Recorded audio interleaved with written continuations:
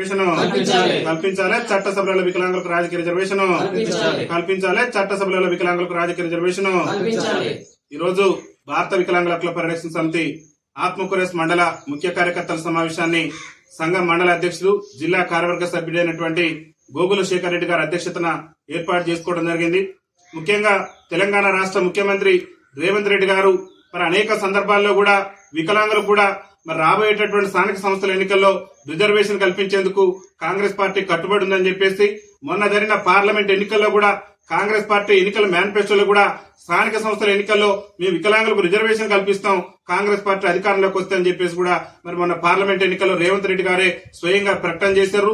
దానికి సంబంధించి ఎన్నికల మేనిఫెస్టో అంశాల్లో కూడా దాన్ని చేర్చారు.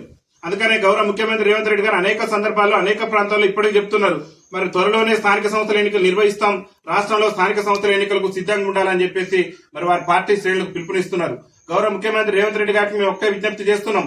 76 ఏళ్ల నుంచి కూడా ఈ దేశంలో అణచివేతకు గురై అవమానాలు ఎదుర్కొని చట్టసభలకు దూరమై సమస్యల మీద చర్చకు రానటువంటి సామాజిక వర్గం మీద ఉందంటే అది అట్టడుగు నుండి దుర్భర జీవితాలు గడుపుతున్నటువంటి వికలాంగుల సామాజిక వర్గమే. కాబట్టి మరి గౌరవ ముఖ్యమంత్రి రేవంత్ రెడ్డి గారు మేము స్థానిక సంస్థలకు వెళ్తామని చెప్తున్నారు, కానీ మీరు స్థానిక సంస్థలకు వెళ్లే ముందే మా సంగతి ఏందో చెప్పాలని చెప్పేసి మేము ముఖ్యమంత్రి గారిని అడుగుతున్నాం.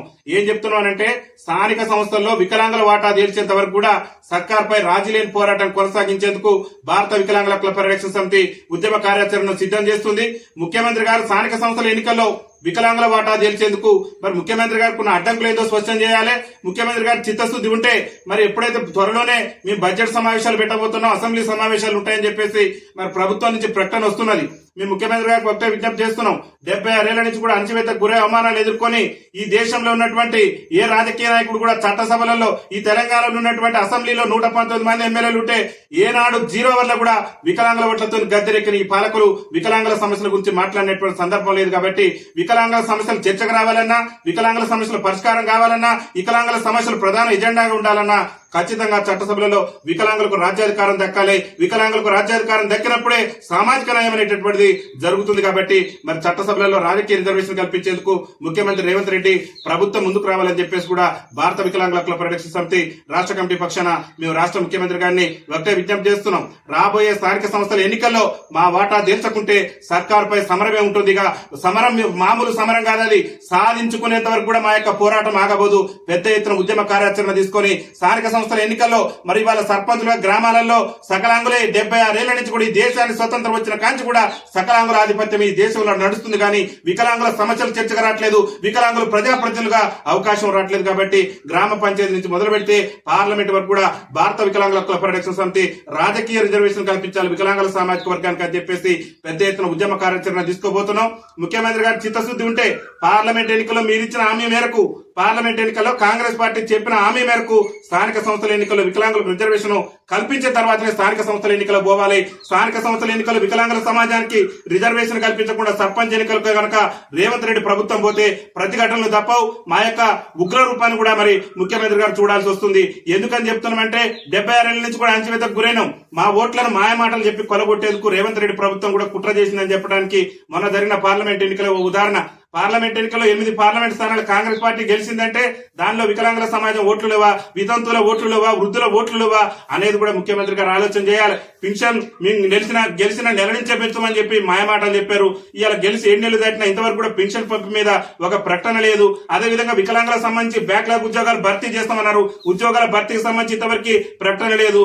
ఆర్టీసీలో వికలాంగులకు ఉచిత రవాణా ఇస్తానన్నారు, ఇది మహిళలకు ఉచిత రవాణా ఇచ్చారు. కానీ అట్టడుగు నుండి దుర్భర జీవితాలు గడుపుతూ మరి ఎన్టీ రామారావు ప్రభుత్వం ఉన్నప్పటి నుంచి కూడా 50% రాయితీతో ప్రయాణం చేసిన మా సామాజిక వర్గానికి ఇంతవరకు కూడా మరి ఉచిత రవాణా ఇవ్వలేదు. ముఖ్యమంత్రి గారు గొప్పలేమో పెద్ద ఎత్తున చెప్పుకుంటూ పోతున్నారు, అంశాన్ని పరిష్కరించే విషయానికి వచ్చేసరికి చొరవ చూపట్లేదు. వికలాంగుల సమాజం పట్ల చిన్న చూపు చూపుతున్నారు. కాబట్టి ఈ చిన్న చూపును, ఈ చొరవ చూపుకోవడాన్ని మేము నిరసిస్తూ స్థానిక సంస్థల ఎన్నికల్లో కనుక రిజర్వేషన్ కల్పించకుండా సర్కార్ కనుక స్థానిక సంస్థల ఎన్నికలు పోతే ఇక సర్కార్తో సమరం ఉంటుంది. పెద్ద ఎత్తున రాష్ట్ర వ్యాప్తంగా ఆందోళన కార్యక్రమాలు నిర్వహించి ఈ సర్కార్కు పెద్ద ఎత్తున నిరసన కార్యక్రమాలు కూడా తెలియజేస్తామని చెప్పేసి తెలియజేస్తూ స్థానిక సంస్థల రిజర్వేషన్ తో పాటు అనేక మంది కొత్తగా వికలాంగులైన వాళ్ళకి కూడా పింఛన్ దరఖాస్తు చేసుకుందానంటే ఆన్లైన్ రావటం లేదు. నూతన రేషన్ కార్డులు మంజూరు అయితే గత ప్రభుత్వ హయాంలోనూ రేషన్ కార్డులో ఇప్పుడున్న ప్రభుత్వ హయాంలో కూడా రేషన్ కార్డులో మా మిత్రులు అనేక మంది యాక్సిడెంట్లలో కాళ్ళు చేతులు కోల్పోయి పింఛన్ అప్లై చేసుకుందామంటే సంవత్సరాల తరబడి నుంచి తిరగాల్సి వస్తుంది. కాబట్టి దాని మీద ప్రభుత్వం ప్రత్యేక కమిటీ వేసి యాక్సిడెంటల్ గా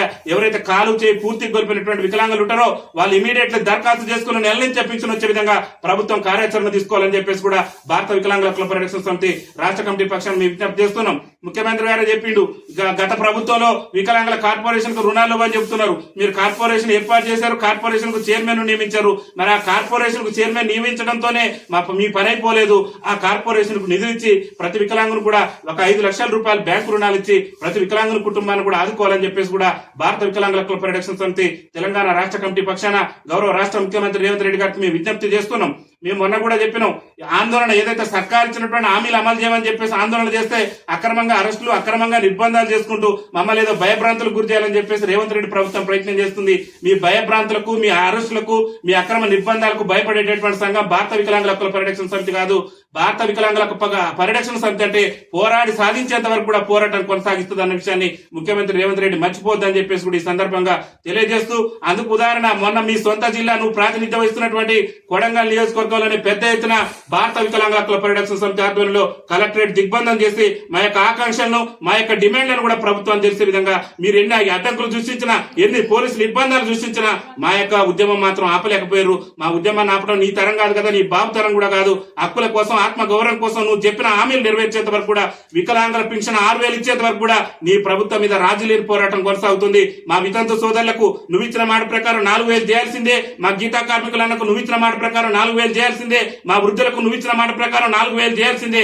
ఎవరికి పింఛను మరి డబల్ చేయకుండా కానీ నీ ప్రభుత్వం మీద మా పోరాటం ఆగబోదని చెప్పేసి కూడా ఈ సందర్భంగా తెలియజేస్తూ, మరి ఈ రోజు ఆత్మకూరేస్ మండల ముఖ్య కార్యకర్తల సమావేశాన్ని ఏర్పాటు చేసి సమావేశంలో కూడా కీలక నిర్ణయాలు తీసుకోవడం జరిగింది. ఇక సర్కార్తో సమరా